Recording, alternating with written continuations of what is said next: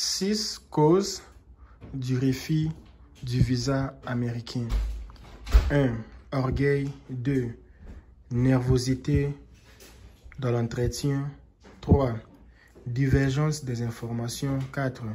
Mauvais remplissage des informations. 5. Parents illégaux aux États-Unis. 6. Les personnes ne respectent pas les règles ou les lois du pays d'origine.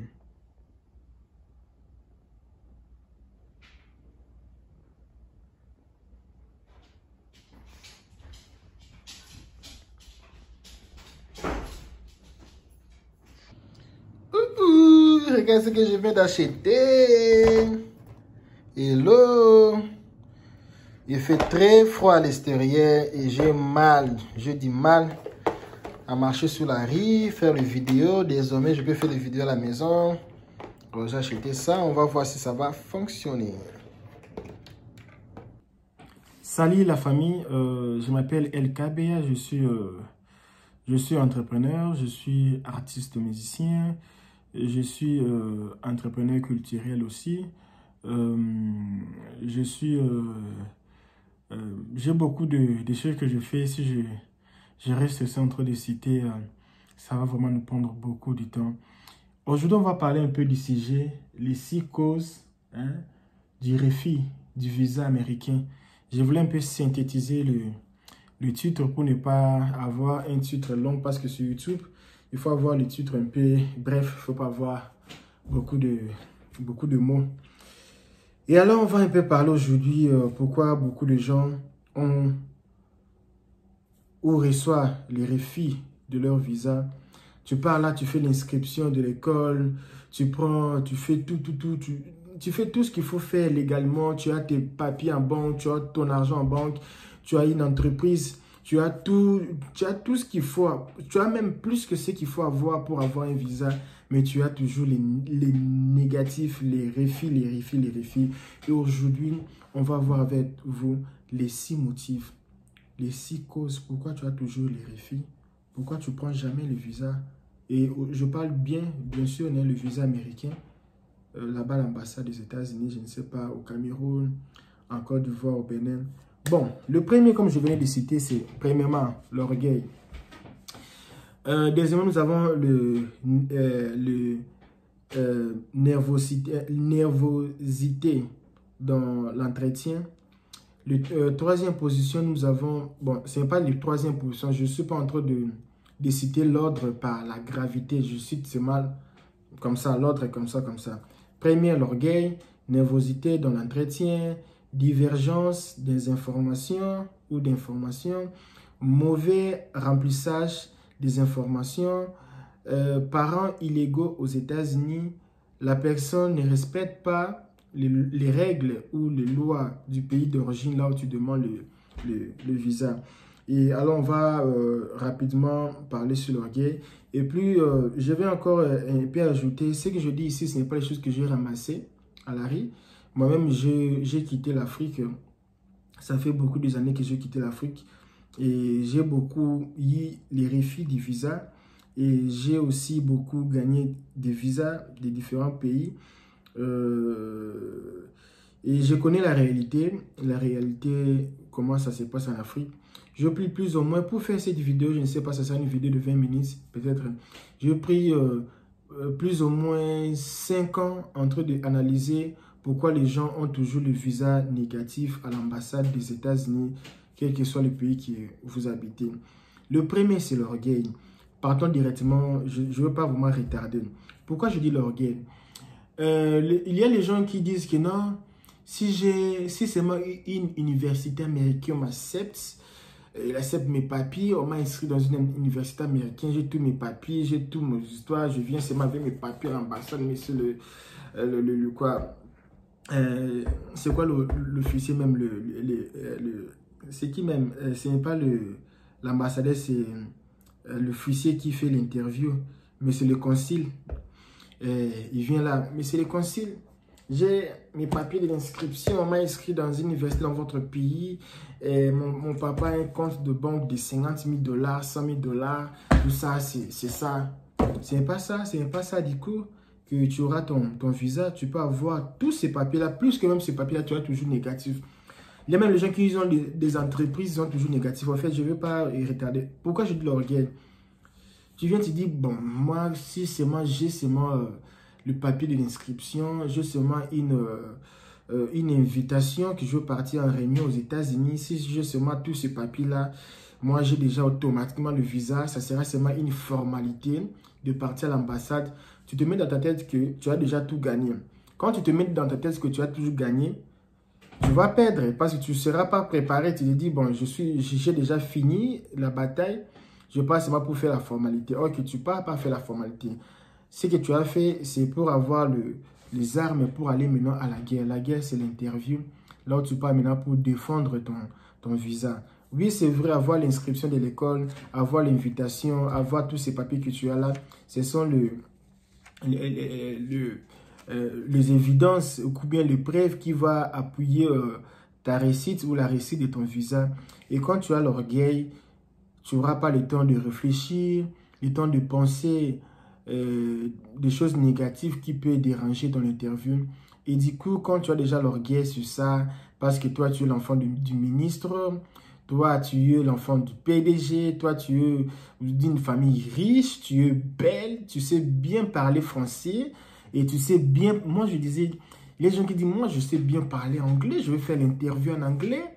Et quand l'officier va écouter que je fais l'interview en anglais, il va dire, le monsieur, c'est intelligent. Ce n'est pas ça. Ce n'est pas question d'intelligence, ce n'est pas question de savoir parler français, anglais, que tu auras ton visa. Tu auras... Je t'assure, vraiment, tu auras vraiment les refus. Hein. Quand tu pars avec cette idée-là, tu auras les refus. Le premier cause, ce n'est pas vraiment très fort. On va partir au deuxième cause. Nervosité dans l'entretien. C'est ça qui tue les gens. Au fait, je ne vais pas enlever parce que mes cheveux sont un peu... Je viens de me réveiller. Mes cheveux ne sont pas vraiment propres pour enlever ça. Nervosité dans l'entretien. C'est quoi nervosité dans l'entretien? Nervosité dans l'entretien. Quand tu pars faire l'interview, il y a les gens, quand ils veulent parler, son cœur bat très fort. Monsieur conseiller, bonjour, je viens faire l'interview. Mon nom c'est LKB. Je pars aux États-Unis, je vais visiter New York et puis je veux partir à Disney et puis quand je vais arriver là-bas, tu sais, c'est quoi le travail d'un consul? Quand tu es déjà accepté dans une université aux États-Unis, du coup, tu vas étudier là-bas, on t'a accepté pour étudier. Mais c'est quoi? Pourquoi le monsieur là vient encore dedans pour faire barrière? Pourquoi il fait barrière? Le monsieur est d'abord un Américain. Qu'est-ce qu'il ne veut pas? Il ne veut pas que les gens puissent immigrer illégalement dans leur pays. Il y a beaucoup de gens qui mentent. Ils disent que non, je prends le visa de tourisme. Et quand il va arriver aux États-Unis, ce n'est plus le tourisme, c'est maintenant, je vais rester... On cherchait pour me tuer dans mon pays, je vais rester ici pour du bon. Mais l'ambassade disait que non, je veux partir pour le tourisme, je veux faire 2 ans, 3 ans, je veux faire une semaine, je vais retourner. Et puis maintenant, quand tu arrives aux États-Unis, tu restes pour du bon. Et ils savent combien de personnes ils ont eu les visas et combien de personnes ils sont plus retournés dans leur pays. Et ils savent tout ça, ils ont le palmarès de toutes ces choses-là. Et maintenant, ils veulent plus ça. Ils veulent maintenant qu'ils voient vraiment que la personne ici, il va partir pour retourner. Et quand tu es énervé, donnez-moi l'exemple. Tu habites dans une maison, hein, tu as perdu quelque chose ou tu as perdu de l'argent ou le téléphone ou quelque chose seulement du bien. Tu demandes aux gens qui habitent avec toi, tu as vu mon argent ou bien mon téléphone? Non, je n'ai pas vu ton téléphone. Non, tu ne m'as pas donné ton téléphone. N'importe qui peut te répondre salement de sa façon. Demande à l'autre, tu as vu mon téléphone? Tu as vu mon téléphone? Quoi? Ça va directement comment on dit ça en français, même en portugais, on dit ça, chama intenção. Ça va attirer l'intention, ça va attirer l'intention de monsieur le consul. Quand tu es déjà énervé, dis mais pourquoi la personne est énervée? Et dans sa tête, maintenant, ça va déjà signaliser. Parce que le cerveau, c'est comme un ordinateur. Il voit déjà la personne faire... Directement, tu lances un message dans son cerveau Ils disent, pourquoi la personne s'est énervée? La première chose qui va venir dans sa tête, tu mens. Tu es en train de mentir. Tout ce que tu dis, c'est mensonge. Il dit, ah, la personne est en train de me mentir. Il cherche comment me mentir. Il demande, tu vas faire combien de jours? Tu commences à raisonner. Il sait que tu mens. Il y a les gens qui bégayent. Mais moi, je bégaye, mais comment je fais mon interview? Et ils savent. Ce sont les gens bien...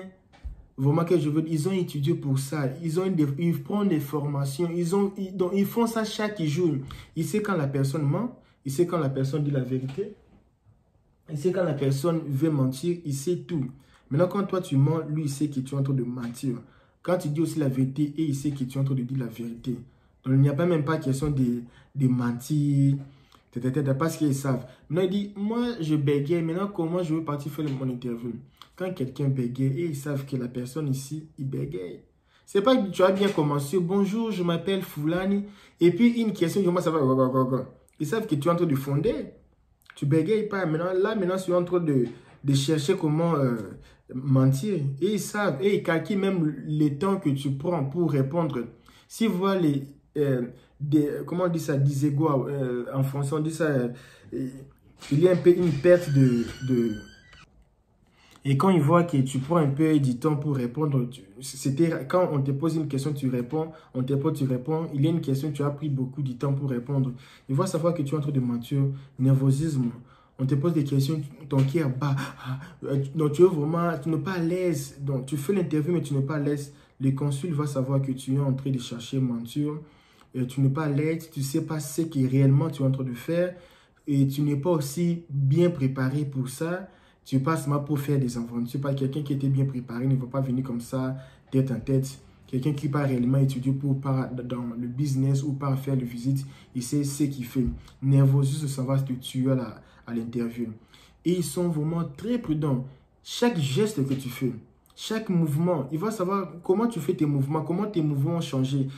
C'est comme si je fais un peu l'exemple ici. Attends, je vais mettre un peu ici. Je laisse là, je ne veux pas couper la vidéo. Tu vois les lignes ici? Attends. Tu répondais, tu es comme ça. Et puis du coup, la pression a monté, ça a descendu. Ils savent que tu es en train de mentir, ce n'est pas la même chose. C'est pour ça que tu auras les négatifs. Quand tu vas faire ton interview, ça sera difficile pour toi. Tu ne vas pas réussir quand tu vas faire ton interview. Et on va parler de troisième. Il y a beaucoup des choses que je voulais parler dedans, mais je vais être un peu trick. Et troisième, quand tu fais aussi ton interview, tu es en train de faire ça, tu n'es pas à l'aise, à tourner, tu parles un peu fort.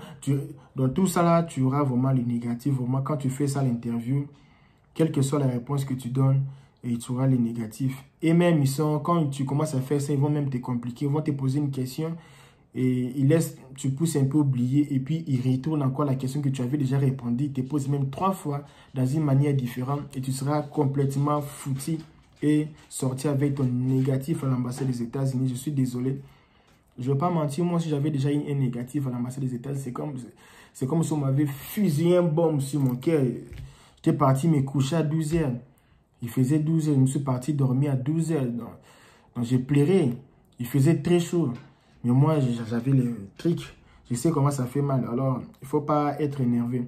Quand tu es énervé, ça va pas t'arranger. Troisième, divergence des informations. Mon frère, mon ami. Toi, tu as écrit là-bas. Tu vas partir à New York. Tu vas faire 10 jours. Exemple. Maintenant, à l'interview, on te demande, on te pose des questions. Tu aimes les États-Unis? Tu te poses combien de semaines tu vas faire? Oh, je vais faire seulement 2 semaines. Mon ami, lui laisse ton papier comme ça. Il lit tout ce que tu as écrit dans le papier. Et lui va voir que toi, tu as écrit 3 jours. Tu as écrit 1 semaine. Et à l'interview, toi, tu dis que tu vas faire 2 semaines. Et quand il voit déjà ça, là-bas, ils sont vraiment très sévères parce qu'il y a beaucoup de gens qui demandent le visa. Donc, quel est que tu fais des divergences? Il te dit non, ici, on va donner 0. Donc, quand tu fais seulement une question, tu as mal répondu. 0. Tout ce que tu vas dire là, on va dire, messieurs, nous sommes désolés. Et aujourd'hui, vous n'avez pas la chance de passer.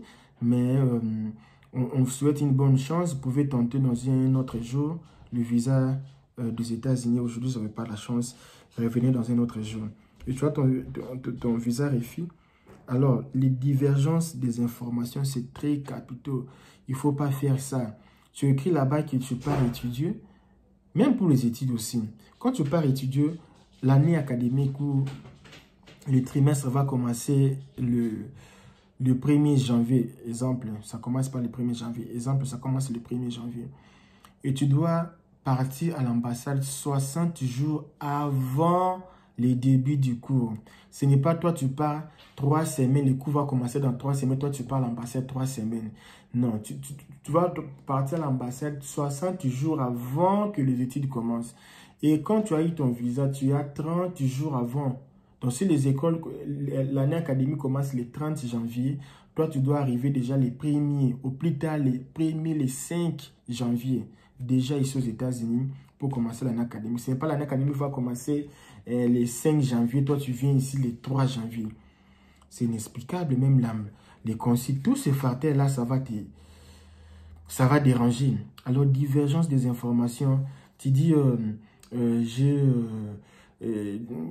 ne sais pas, tu avais dit là que parce qu'il y a sur l'interview, on te dit combien tu gagnes par mois. Tu dis, oh non, moi je gagne 10 000 $ par mois. Oh waouh, tu gagnes beaucoup d'argent. Là, toi, tu vois que non, les consuls m'aiment beaucoup. Et puis, on voit sur ton truc là-bas, tu gagnes 10 000 $ par mois. Tu n'as même pas... On voit ce que tu as gagné pendant ces 6 mois. Tu as que 25 000 $. C'est ton compte. On dit, mais... On voit que tu as... Tout ce que tu as gagné pendant ces 6 mois, il y a que 20 000 $, 30 000 $. Mais toi, tu avais dit que tu gagnes 10 000 $.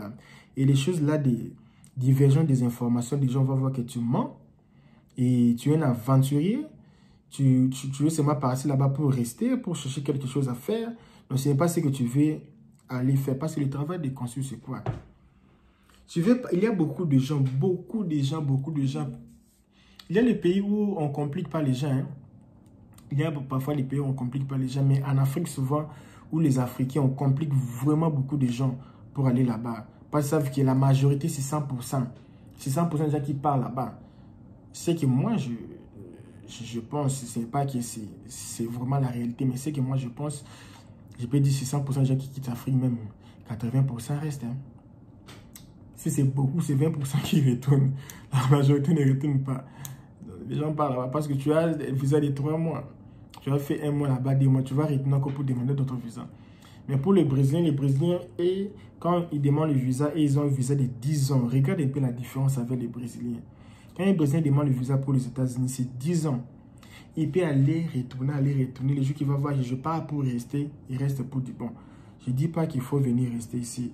Je donne seulement les explications. Alors, ça va vraiment te tuer. Et 4e position, nous avons mauvais remplissage des informations.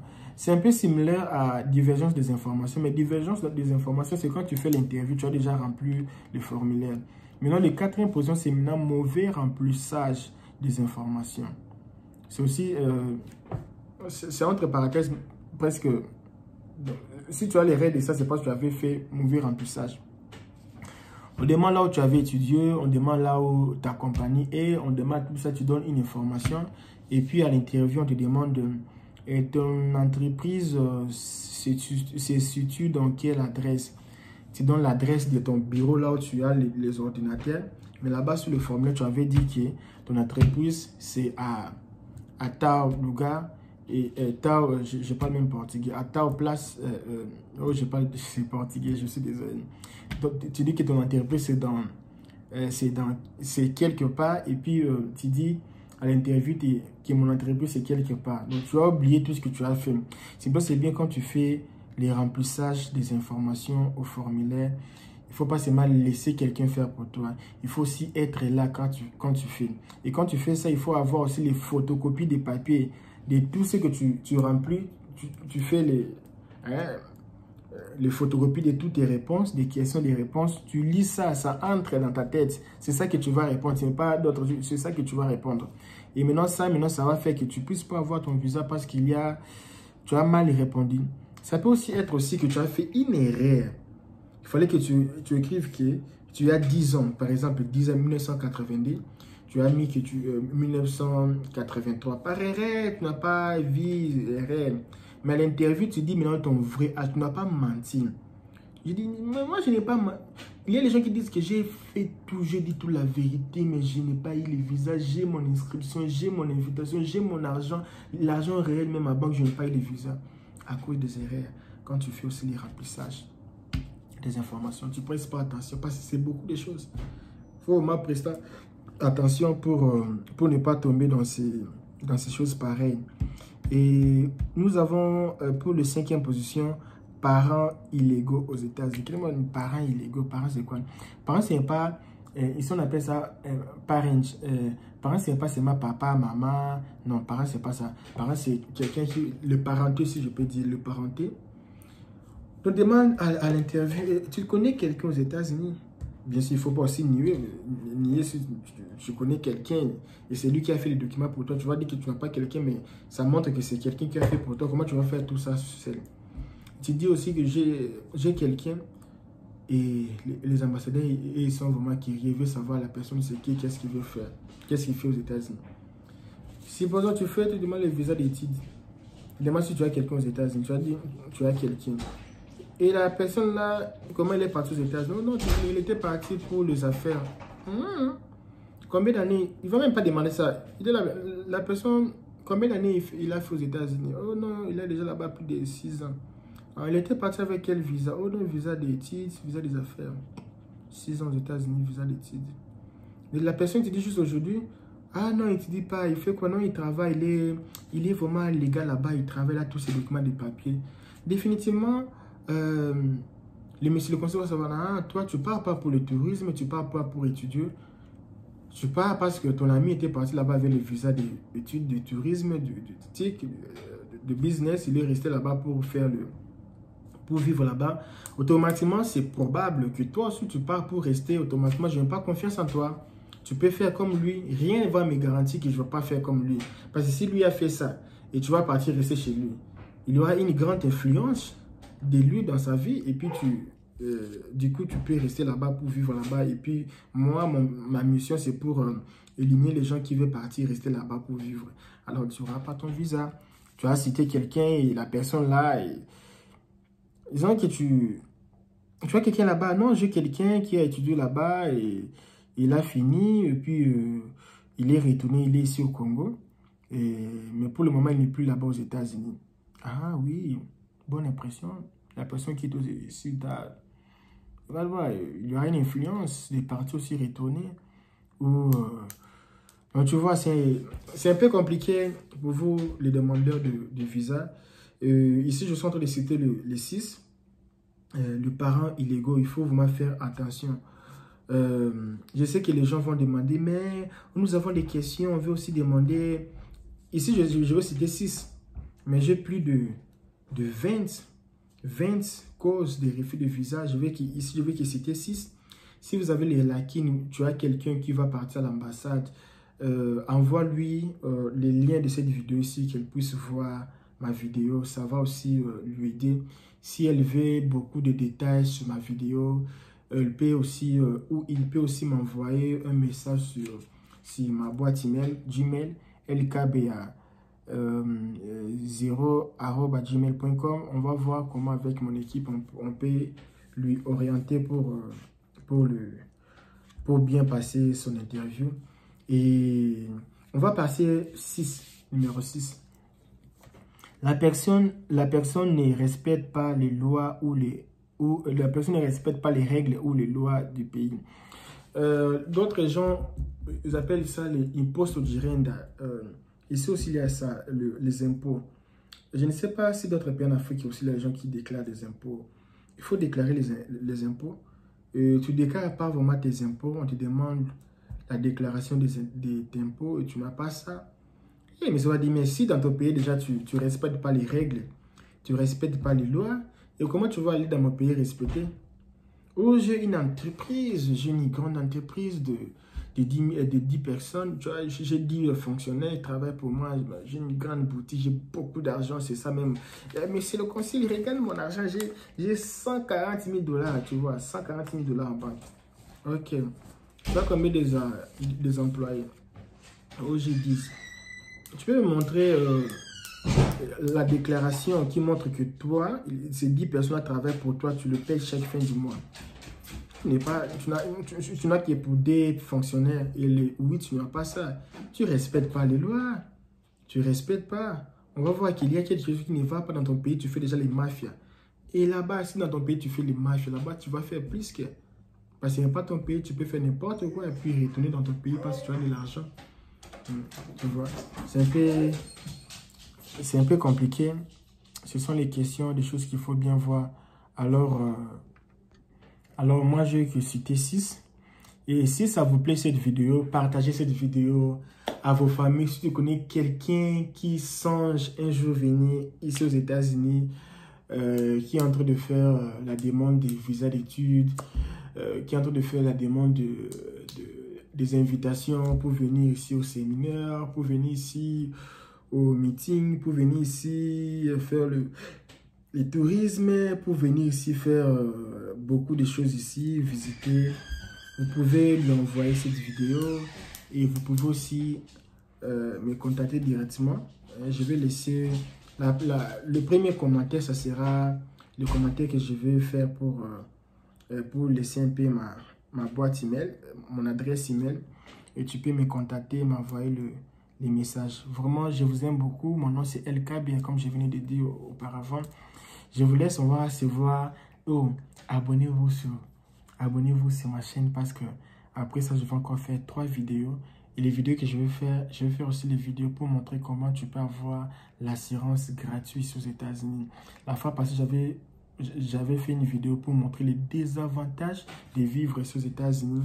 Et le 20 décembre 2021, il y aura une vidéo en ligne sur cette chaîne qui va parler des... C'était 8 avantages de vivre aux États-Unis. Alors, il faut s'abonner sur ma chaîne pour avoir beaucoup d'informations sur les États-Unis. Au revoir, on se voit à la prochaine numéro. Ciao, ciao.